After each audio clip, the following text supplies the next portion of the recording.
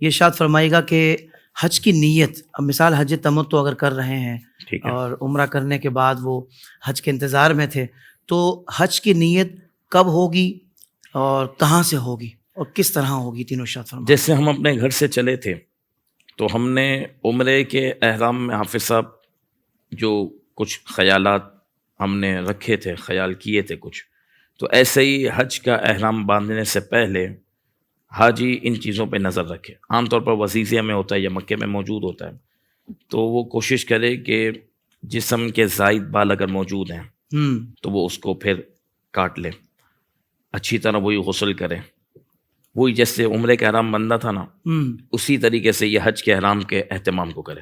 فرق یہ ہے کہ عمرے کے لیے وہ اپنے شہر سے نکلا تھا، اب وہ شہر مکہ میں موجود ہے، وہی اہتمام کرے گا، غسل کرے گا، اچھا احرام پہنے گا اور سب معاملات وہی بجا لائے گا جو عمرے میں ہم نے مکمل طور پر ذکر کیے تھے۔ اب وہ حج کے ارادے کے ساتھ احرام باندھ لے گا۔ عام طور پر یہ ہوتا ہے کہ 7 ذی الحجہ اور 8ویں شب ہی کو معلم منا کی طرف روانہ کر دیتا ہے، تو اگر آپ کا معلم آپ کو منا کی طرف جلدی روانہ کر رہا ہے تو آپ کو 8ویں شب ہی ہوٹل کے اندر ہی عام طور پر موقع ملتا ہے حدود حرم کے اندر کہ آپ احرام باندھ لیں۔ تو پھر وہ جیسے مکمل طور پر صفائی کر چکا، غسل کر چکا، خوشبو نیت سے پہلے لگا چکا، احرام پر نیت سے پہلے خوشبو لگا چکا، سب کچھ کر چکا، اس کے بعد حسب معمول وہ 2 نفل ادا کرے گا۔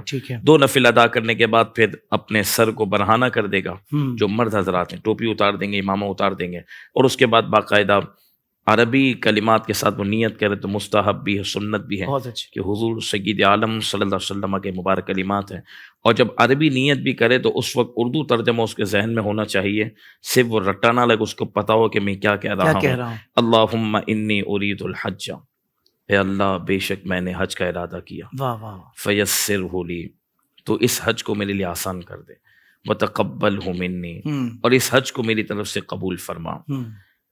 فرمایا وَأَعِنِّي عَلَيْهِ، اور اے اللہ اس کی ادائیگی میں تو میری مدد فرما، وَبَارِكْ لِي فِي، اور اس حج کو میرے لیے بابرکت فرما، نویت الحج، میں نے حج کی نیت کی، وَأَحْرَمْتُ بِهِ لِلَّهِ تعالی، اور میں نے اے اللہ تیرے لیے حج کا احرام باندھا۔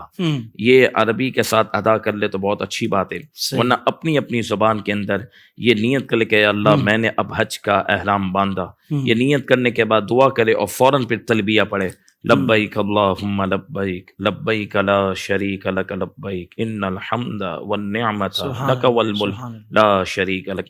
کم از کم 3 مرتبہ اپنی زبان سے پڑھے۔ مرد حضرات تھوڑا آواز سے پڑھ لیں، زیادہ چلائیں نہ، اور عورتیں اتنی آواز سے پڑھیں کہ ان کے کان سن لیں، غیر محرم تک ان کی آواز نہ جائے۔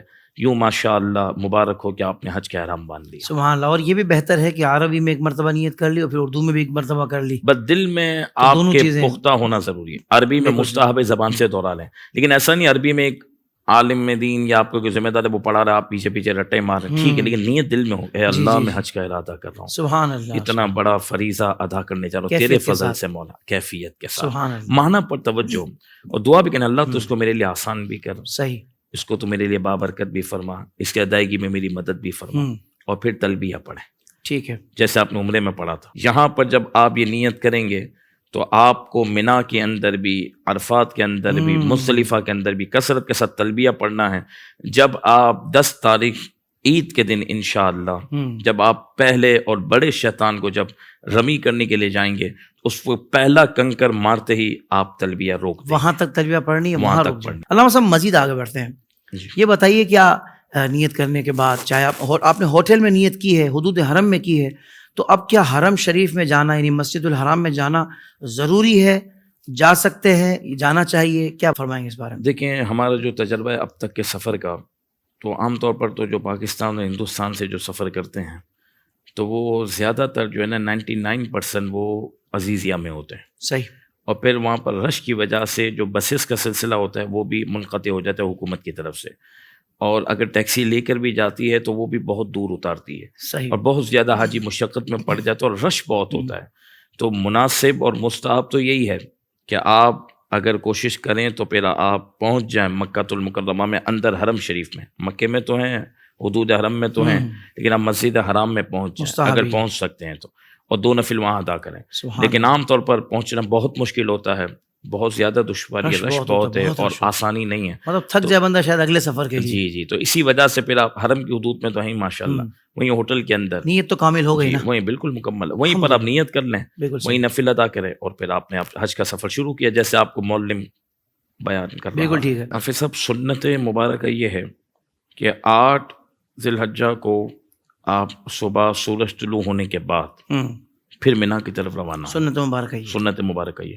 لیکن جو ہے نا معلمین کی یا مجبوری ہوتی ہے، وہاں کے انتظامی معاملات ہوتے ہیں کہ کئی مرتبہ وہ رات ہی میں حجاج کرام کو بسوں کے ذریعے پیدل کسی بھی صورت میں کہتے ہیں کہ وہ ان کے خیمے تک پہنچائیں. تو اگر آپ کے اختیار میں نہیں ہیں تو پھر ٹھیک ہے، آپ راتوں رات ہی چلے جائیں. صحیح. اور اگر آپ نے ہوٹل وغیرہ سے اپنا خیمہ اچھے طریقے سے دیکھ لیا تو پھر آپ اپنے معلم کو کہہ سکتے ہیں کہ میں صبح فجر کے بعد آ جاؤں گا، تو آپ کو سنت کا بھی اجر ملے گا. اور جب آپ 8 تاریخ کو حافظ صاحب جب پہنچیں گے مینا میں، ٹھیک ہے، صبح، تو وہاں پر اب آپ نے 5 نمازیں ادا کرنی جو سنت مبارکہ ہے. صحیح. 8 کی ظہر، عصر، مغرب، عشاء اور 9 کی فجر تک، یہ 5 نمازیں مینا کے میدان میں ادا کرنی سنت مبارک. آپ سوئیں منانی کہ سونا بھی عبادت ہے، عبادت جتنا پڑھ سکتے پڑھیں، دعا کریں، آپ بیٹھے رہیں، پتہ چلے، کیونکہ ہمیں اللہ کو منانا ہے نا، پکنک پہ تو نہیں گئے ہم. اللہ روزے بھی رکھتے ہیں لوگ، اس میں روزے بھی. عرفات والے دن حاجی کے لیے روزہ رکھنا مکروہ ہے، مینا میں رکھ لیں، مینا میں رکھ سکتے ہیں، وہی جیسے آپ نے کہا نا تھوڑا کھانے پینے پہ بالکل رکھ سکتے ہیں، رکھ لیں بس میدان عرفات والے دن، اور پھر اس کے بعد جو 10 11 12 13 وہ منع ہے. 8 کو چاہے تو رکھ لے، وہ الگ بات ہے.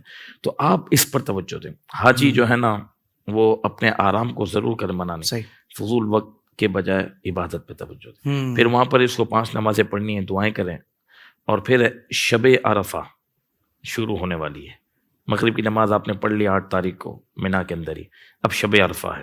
اللہ، یہ کتنی مبارک رات ہے کہ اگلے دن یوم عرفہ ہے. سبحان اللہ. اب جو شب عرفہ اللہ رب العالمین نے آپ کو اور مجھے عطا فرمائی کہ اب مینا میں موجود ہیں، حجاج مینا میں موجود ہیں. اب یہ رات بڑی عظمت اور بڑی برکت والی ہے. اب یہاں پر بھی جتنی عبادت کر سکیں اللہ کی عبادت کریں. اچھا ایسا ٹائم کریں کہ آپ سو جائیں عشاء پڑھ کے، تھوڑا 2 گھنٹے سو گئے، پھر تہجد کے وقت میں اٹھ جائیں. کوشش کریں کہ آنکھ کھل جائے، پھر 8 رکعت 10 رکعت 12 رکعت جتنی آپ کی طبیعت ساتھ دے، 4 رکعت تہجد کی نماز ادا کریں. پھر قرآن پڑھیں.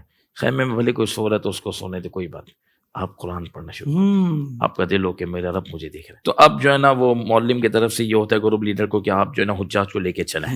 اور عام طور پر یہ ہوتا ہے کہ ہم میدان عرفات میں راتوں رات پہنچا دیں، کیونکہ بعض جو ہے نا وہ گروپ لیڈرز اپنی بات میں صحیح بھی ہوتے ہیں کہ انہیں یہ ڈر ہوتا ہے کہ یار انہوں نے جو خیموں کی سیٹنگ کی ہے نا، اگر ہم لیٹ پہنچے، دیر سے پہنچے، تو ہو سکتا ہے اس میں کوئی اور آ جائے. ایسا تجربہ بھی ہے.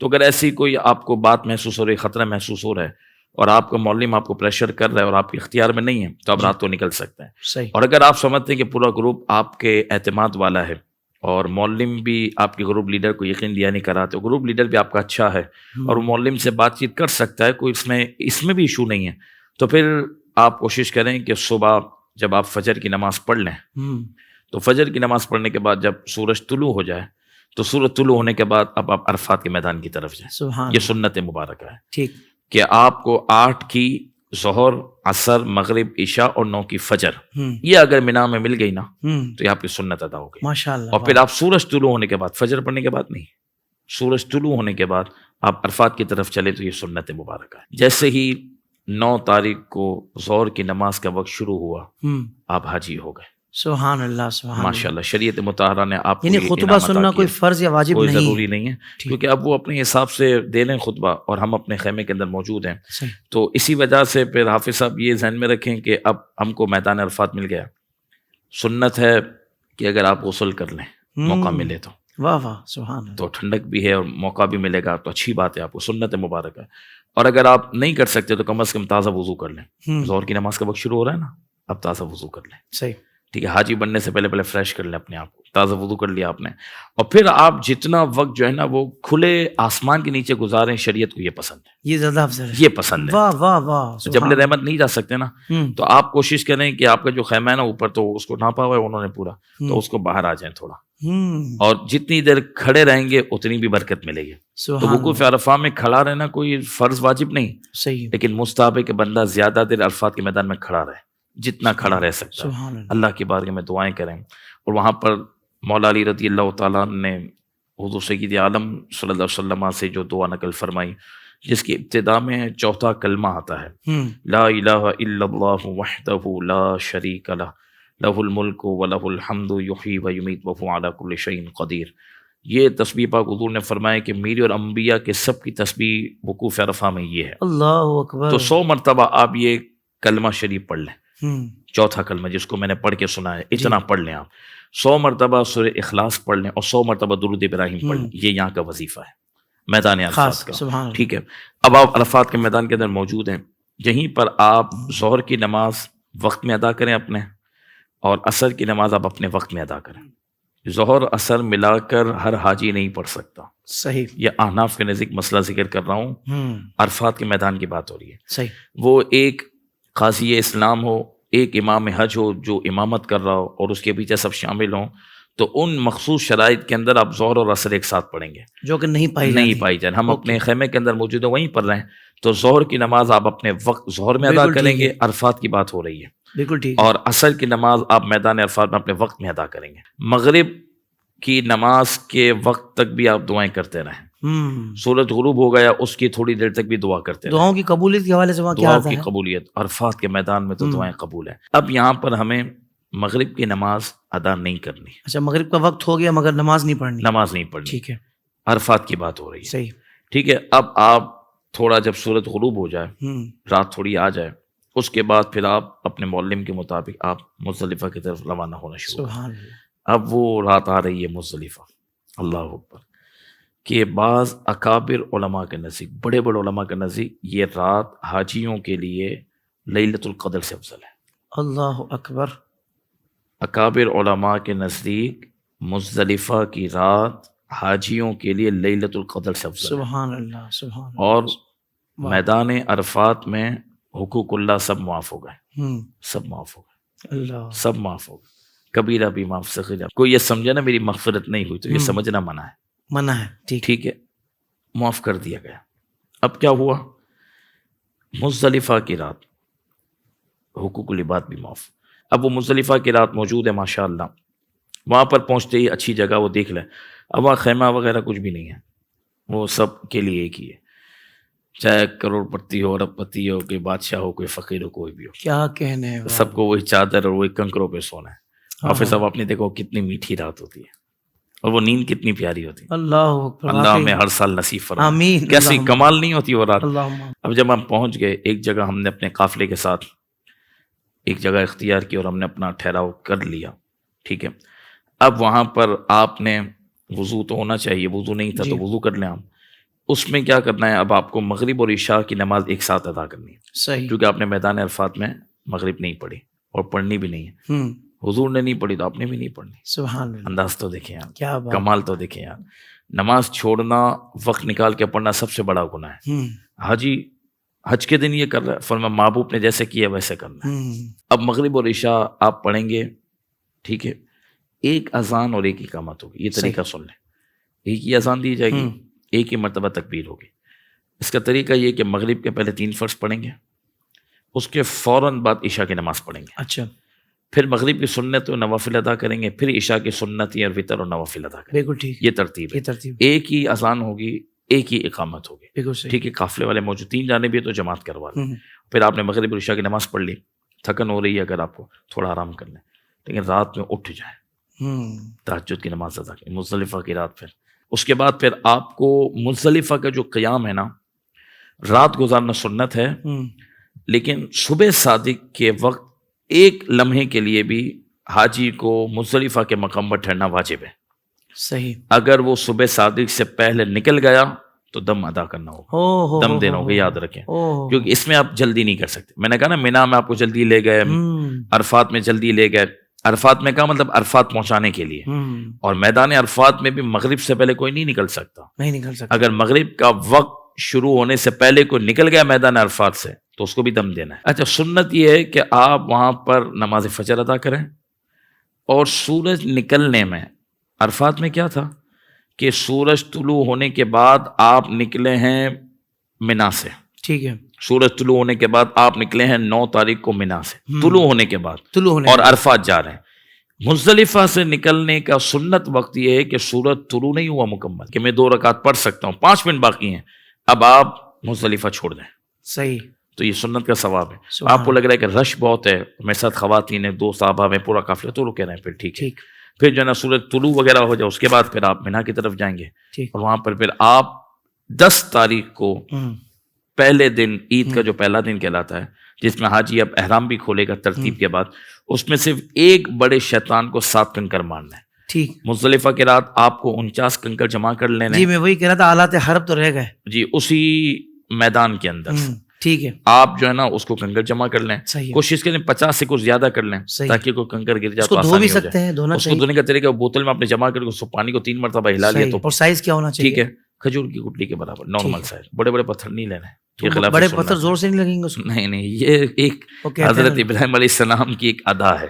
صحیح. تو یہ اللہ کے پیاروں کا چھوٹا پتھر بھی وہ کام تکلیف بہت ہوتی ہے. ہاں بہت اچھا، کیونکہ آپ اللہ کے حکم پر عمل کریں. اصل تو تکلیف شیطان کو یہ ہو رہی ہے. کیا کہنا ہے. تو آپ جو نا چھوٹے کنکر لے لیں، ٹھیک ہے، اور اس کو 49 تو آپ کو مارنے ہیں. اچھا. پہلے دن 7 کنکر ماریں گے بڑے شیطان کو. صحیح ہے. ٹھیک ہو گیا، وہ آپ کو نظر آ جائے گا. یعنی پہلے دن ایک ہی شیطان کو مارنا ہے اور 7 کنکر مارنا. ٹھیک ہے. اور یہ 10 ذی الحج کو، 10 ذی الحجہ کو کرنا ہے. اس کا وقت بھی میں ابھی عرض کرتا ہوں. اور 11 کو اور 12 کو تینوں کو مارنے ہیں 7. ٹھیک ہے. تو 11 اور 12 21 یہ ہو گئے 42. اور پہلے دن 7 تو 42 اور 7 49. 4-5 آپ اوپر رکھ لیں تاکہ کوئی گر جائے، کچھ ہو جائے، کسی بھائی کو دینا ہو. بالکل. تو یہ اور مستحب یہ ہے کہ آپ اس کو مزدلفہ کے میدان ہی سے جمع کر لیں. کوئی عرفات سے اٹھا لیتا ہے، کوئی اور کہیں سے اٹھا لیتا ہے، تو اجازت تو ہے، لیکن مستحب یہ کہ آپ مزدلفہ کے میدان میں کنکر پڑے ہوتے کروڑوں کی تعداد میں، آپ اس کو اٹھا لیں، وہیں پر دھو کر پھر آپ صبح شیطان کو رمی کرنے کے لیے آپ نکل جائیں گے. اب جب آپ صبح صادق کا وقت گزارنے کے بعد سورج طلوع ہونے سے تھوڑی دیر پہلے جب آپ نکلے ہیں تو ابھی آپ کو ترتیب کے ساتھ کچھ کام کرنا ہے. اور احناف کے نزدیک ترتیب اگر آؤٹ ہوئی تو دم واجب ہو جائے. یعنی کام بھی سمجھنے اور ترتیب بھی سمجھنی. ترتیب بھی سمجھنی ہے. یہاں پر ترتیب کو ملحوظ خاطر رکھنا ضروری ہے. صحیح. ترتیب یہ ہے کہ سب سے پہلے ہمیں 10 ذی الحجہ کو حاجی کو بڑے شیطان کو کنکر مارنا ہے. اس کو رمی اسی کو کہتے ہیں. رمی کہتے ہیں اس کو. 7 کنکر مارنے. رمی کرنے کے بعد پھر قربانی کرنی ہے اور پھر حلق کروانا ہے. صحیح. اگر حلق پہلے کروا لیا، قربانی نہیں ہوئی تھی تو دم واجب ہے. دم واجب ہو جائے. دم واجب ہو. اللہ اکبر. ٹھیک ہے. رمی، قربانی اور حلق میں ترتیب لازمی ہے. پہلے رمی، پھر قربانی، پھر حلق. صحیح. پہلے رمی، پھر قربانی، پھر حلق. اس لیے وضاحت کر رہا ہوں کہ بینک وغیرہ میں ہم پیسے بھر دیتے ہیں، حلق سب سے آخر میں ہم پیسے بھر دیتے ہیں، حلق سب سے آخر میں. تو بینک والا ہم کو ٹائم دیتے تھا بالفرض کے 12 بجے آپ کی قربانی ہوئی. بالکل غلط ہے. ایک تو یہ کہ بینک والے لاکھوں کی تعداد میں جانور لے رہے ہیں تو جانور میں عیب ہو سکتا ہے. مہربانی کر کے پاسبل ہو تو خود قربانی کریں. اور قربان گاہ تک اگر ہم نہیں جا سکتے تو معتمد آدمی جو ہو، جس گروپ میں آپ جا رہے ہیں، جس کو آپ سمجھتے ہیں کہ وہ شرعی مسائل جانتا ہے، کیونکہ حج کے شکرانے میں قربانی حج قران اور حج تمتع کرنے والے کو واجب ہے. صحیح. حج افراد والا نہ کرے تو ٹھیک ہے، وہ مستحب ہے. قران اور تمتع جس نے کیا ہے حج، اس پر یہ قربانی کرنا واجب ہے. فقیر ہے تو بھی واجب ہے. صحیح. شکرانے میں اس کو ادا کرنی ہے. اور وہ جانور میں وہی شرائط ہیں جو آپ بقرعید کے جانور میں شرائط رکھیں. اگر عیب دار ہوگا تو حج کی قربانی نہیں ہوگی. وہی شرائط سیم، وہی شرائطیں سیم، آپ کی حج کی قربانی نہیں ہوگی. اسے جس کو آپ وکیل بنا رہے ہیں، مہربانی کر کے اس کو شریعت کی بھی پابندی بتائیں. اب بینک والے نے آپ کو 12 بجے کا میسج کر دیا، پہلے تو لاکھوں کی تعداد میں جانور لیے ہیں، کہیں بھی نہیں لکھا ہوا کہ آپ کی 12 بجے ہو گئی. آپ کے میں نے احتیاطاً 1 بجے الگ کرایا، ہو سکتا ہے اس سے مغرب میں قربانی کی، پھر کیا کریں گے؟ اس لیے آپ جن کے ساتھ جا رہے ہیں اس میں سے کسی کو وکیل بنائیں، آسانی ہو جاتی ہے، جاننے والے مل جاتے ہیں. جو 25 50 100 جانور ذبح کر رہا ہے نا، وہ آپ کا وکیل بن جائے. بالکل صحیح. پھر آپ اس سے ٹوکن نمبر لے لیں، فون پہ رابطہ رکھیں. جب وہ آپ کو شوٹی دے دے کہ حافظ صاحب آپ کی قربانی میں نے کر دی ہے، اس کے بعد پھر آپ نیچے اتر کر باہر حدود حرم کے اندر ہی عزیزیہ میں نام جہاں پر بھی آپ حلق کروا لیں. اور خواتین جو ہے نا اپنے محرم ہی سے یا اپنے ہاتھ سے وہ قصر کر لیں. بالکل صحیح. اب اس کے بعد کیا ہوگا؟ پھر آپ کا احرام کھل گیا. بالکل ٹھیک. اب رمی کے تھوڑے اوقات بھی حافظ صاحب تھوڑے سے اس کو ہم دیکھ لیتے ہیں. رمی جو پہلے دن آپ کریں گے نا، جو پہلے دن، تو وہ سنت بھی یہ ہے کہ ظہر سے پہلے کر لیں، پہلے دن کی رمی. صحیح. لیکن مغرب تک کر سکتے ہیں. بعض اوقات رش بہت زیادہ کر سکتے ہیں. اب تو انہوں نے بہت بڑے بڑے فلور بنا دیا حافظ صاحب، اب مسئلہ ختم ہو گیا. 1-2 گھنٹے دیر سے جائیں تو ہو جاتی ہے. آپ خیمے میں آرام کر کے چلے جائیں، 8-9 بجے بھی ہو جائے گی آرام سے. بالفعل آپ کو خطرہ ہے تو ظہر تک کر لینا سنت ہے، لیکن جو ظہر کے بعد بھی ادا کرے گا تو ہو جائے گی، پہلے دن کی بات ہو رہی ہے، پہلے دن مغرب کے بعد بھی ادا کرے گا تو ہو جائے گی، لیکن مکروہ ہے، پھر بلا وجہ اتنی دیر نہ کریں، لیکن دم وغیرہ نہیں ہے، ٹھیک ہے، نہ صدقہ ہے نہ دم ہے۔ اور 11 اور 12 کی جو رمی آپ کو کرنی ہے نا، وہ اگر آپ نے صبح کی تو رمی نہیں ہوئی احناف کے نزدیک، اچھا یہ لوگوں فجر کے کو بعد بتائیں۔ کریں گے تو نہیں ہوگی 11 اور 12 کو 11-12 کو، جی 11-12 کو رمی اگر آپ نے فجر کے بعد کی تو یہ اصلاً رمی نہ ہوئی احناف کے نزدیک، صحیح۔ رمی نہیں تو ہوگی، اس کا صحیح ٹائم کیا آپ کو ہے؟ دم دینا ہوگا۔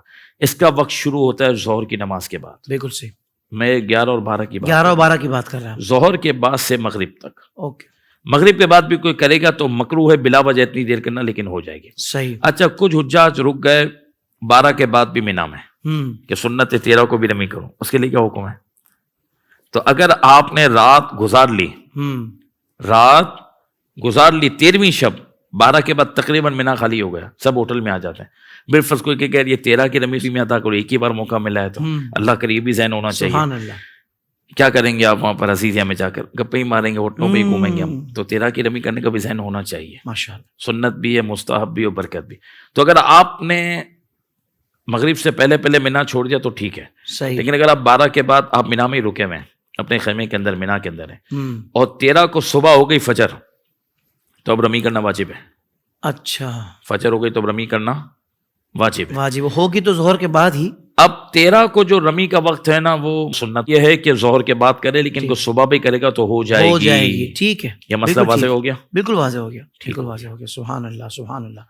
اچھا علامہ صاحب پھر اس کے بعد کنکر کی تعداد 7 ہے، ٹھیک ہے، ٹھیک ہے، اب کنکر آپ ہاتھ میں لے کر یوں اینگل بنا لیں گے، ٹھیک ہے، تھوڑا فاصلے پہ کھڑے ہو جائیں گے اور ایک ایک کر کے ساتوں ماریں گے تو وہ ایک ہی ہوگا، اچھا ایک ایک کر کے الٹے ہاتھ میں رکھ لیں، ایک لیں، بسم اللہ اللہ اکبر، پھر دوسرا بسم اللہ اللہ اکبر، یوں کر کے، ٹھیک ہے۔ اور پہلے دن ایک شیطان جو بڑا ہے اس کی رمی کریں گے، اس کو پہلا کنکر مارتے تلبیہ ختم ہو جائے گا آپ کا، وہ یاد رکھنا ہے۔ اور اب باقاعدہ آپ کی وہ تسبیح پڑھنی ہے جو سب کو پڑھنی ہے، صحیح، کون سے جو 5 دن ہم پڑھتے ہیں، سبحان اللہ اکبر لا الہ الا اللہ، اللہ اکبر وللہ الحمد، تکبیر اللہ تشریق، اکبر، ہاں یہ اب آپ کو پڑھنی ہے، ٹھیک ہے، یہ کثرت کے ساتھ شروع کر دیں۔ تلبیہ مکمل ہوا، نماز کے بعد تو ویسے ہی پڑھنا ضروری ہے جو جماعت کی نماز ہے، صحیح، مسجد میں ہم نماز پڑھ لیں، اس کے بعد اب آپ یہ تکبیرات شروع کریں گے پڑھنا، بالکل صحیح، ٹھیک ہے۔ اور بسم اللہ اللہ اوپر کہتے ہوئے آپ کو رمی کرنی ہے۔ اور اس میں حافظ صاحب یہاں پر ایک مسئلہ اور عرض کروں کہ اکثر مرد اپنے گھر کی خواتین کی رمی خود کر لیتے ہیں، یاد رکھیں جائز نہیں ہے، صحیح، یہاں تک بار شریعت میں اور فقہ میں یہ مسئلہ لکھا ہمارے فقہا نے کہ اگر کوئی نہیں آ سکتا تو اس کو لے کر کوئی آنے والا ہو تو وہ لے کر آئے، اچھا، یہاں تک لکھا ہے کہ اس کا ہاتھ پکڑ کر کوئی ساتھی رمی کروائے۔ اللہ اکبر، نبی پاک صلی اللہ علیہ وسلم نے فرمایا رمی کی فضیلت تم جانتے ہو کیا ہے؟ صحابہ نے حضور بتائیں، فرمایا جب تمہیں ثواب کی حاجت ہوگی تو اللہ کی بارگاہ میں یہ ثواب تم پاؤ گے جو تم نے رمی کی ہے، اللہ اکبر، اس کا اتنا بڑا اجر ہے، سبحان تو لہٰذا تم میری طرف سے کر دینا، اس کی ایسے وکیل نہیں بنے یعنی قربانی میں تو وکیل بنایا جا بنے سکتا گا، ہے، رمی خود کی خود رمی کرنی خود کرنی ہے، ہے، خود کرنی ہے، بالکل ٹھیک، عورتیں بھی خود کریں، وقت بہت ہے، آسانی والا وقت مل جائے گا، آپ ٹیکسی کریں، ویل چیئر پہ ہائر کریں، لیکن خود کریں۔ آپ نے بتایا رمی بھی ہو گئی ہے 10 ذی الحج کی، پہلے شیطان پہلے دن کی رمی جو کر لی، قربانی بھی ہو گئی، اور اس کے بعد حلق کے تکسیر بھی ہو گیا، اب احرام اتر جائے گا نا؟ جی احرام اتر گیا، اب یہ احرام سے فارغ ہو گیا، حج مکمل ہو گیا کہ کچھ رہتا ہے ابھی؟ نہیں، حج کا رکن باقی ہے نا، طواف جی، زیارت، اب طواف زیارت کا پھر ارشاد طواف زیارت ابھی عورت آپ کے لیے حلال نہیں ہوئی جو شادی شدہ افراد، ٹھیک ہے، کیونکہ طواف زیارت کے بعد وہ حلال ہوں، صحیح، نمبر 1۔ نمبر 2، طواف زیارت کا جو وقت ہے وہ 10 کو صبح صادق کے بعد سے 12 کی مغرب تک ہے، ٹھیک ہے۔ تو میں حجاج کرام کو اپنا ایک تجربہ عرض کروں کہ 10 تاریخ گزارنے کے بعد جو 11ویں شب ہے نا، اس میں آپ مینا کا جو ہے نا قیام بھی کر دیں، اس کے ساتھ ساتھ آپ طواف زیارت کر سکتے ہیں، اس میں آسانی ہوگی، آسانی ہوگی، ہاں۔ اگر صبح صبح آپ جائیں گے نا تو بہت رش ہوتا ہے، صحیح، اور شریعت مطالعہ نے کوئی فرض اور واجب نہیں کرا ہے، 3 دن رکھیں ہماری سہولت، 3 دن رکھیں، 12 کو بھی نہ لے کے جائیں، کوشش کریں کہ 10 کی رات کو آپ جو ہے نا طواف زیارت ادا کر لیں، یعنی 11ویں شب کی بات، 11ویں شب یا پھر 12ویں شب، یا پھر آپ 12ویں شب کر لیں تو آرام سے انشاءاللہ طواف زیارت 12ویں دن تک نہ جائیں، بہت اچھے انداز میں 12ویں دن تک کر سکتے ہیں، کر شریعت سکتے ہیں، مگر لیکن رش کی وجہ سے آپ کے لیے سے آزمائش ہو سکے۔ 11 کو صبح چلے جائیں، بالکل صحیح، 11 کو صبح چلے جائیں آرام سے، اچھا اپنے کپڑے پہنے ہوئے بالکل جا سکتے ہیں، ٹھیک ہے. سکون کے ساتھ طواف زیارت اچھا کرنا ہے. طواف زیارت کرنا ہے اور صحیح بھی کرنی ہے ساتھ. جی بالکل کرنی ہے طواف زیارت کے ساتھ, صحیح. بالکل صحیح کرنی ہے. یہ مکمل ادا کرنا ہے طواف زیارت اور صحیح یہ مکمل کرنی ہے. پھر اس پر طواف زیارت کے بغیر عورت حلال نہیں ہے, اور طواف زیارت جب تک نہیں کیا مرد یا عورت نے تو اس کا حج مکمل نہیں ہوا. صحیح. یہ یاد رکھنا. تو عورت مخصوص ایام میں ہو تو طواف زیارت کیسے ہوتا ہے؟ اب کیا ہوگا اصل سوال یافر صاحب. تو عورت اگر مخصوص ایام میں ہے تو بالکل وہ طواف زیارت ان دنوں میں نہیں کرے گی. نہیں کرے گی. کیوں نہیں کرے گی؟ کیونکہ مسجد حرام میں جانا حرام ہے اس کے لیے. بالکل اس ایام وہ اپنا انتظار کرے گی, پاکی حاصل کرنے کے بعد وہ مکمل طور پر طواف کرے گی. یعنی وہی والی بات ہے کہ اب وہ فلائٹ ہو یا نہ ہو آپ نے طواف زیارت کرنا ہی ہے. ہاں. اچھا اگر فلائٹ بالکل سامنے موجود ہے, یہ سن لیں, فلائٹ بالکل سر پہ موجود, اس کو آگے کروائیں. اس کو آگے کروائیں. ٹھیک ہے, سہولت ہو سکتی ہے. ٹھیک ہے کہ بھائی طواف زیارت کے بغیر میں نہیں جا سکتا, فلائٹ کو تھوڑا آگے کرو. اور بھی حج کے ایام کے لیے خواتین وہ اہتمام بھی کر لیتی ہیں کہ ایسی صورتحال پیدا نہ ہو. ہاں اگر ہو جائے تبھی فقہ نے مسئلہ لکھا ہے. بالکل ٹھیک ہے. ٹھیک ہو تو اگر وہ پھر 12 کے بعد کر رہی ہے تو پھر وہ پوری پاکی حاصل کر کے طواف کرے اور صحیح کرے. اب حج کے تمام ارکان مکمل ہو گئے. ماشاء اللہ.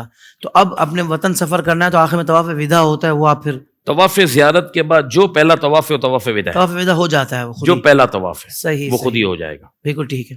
تو اب یاد رکھنا چاہیے واجب ہے.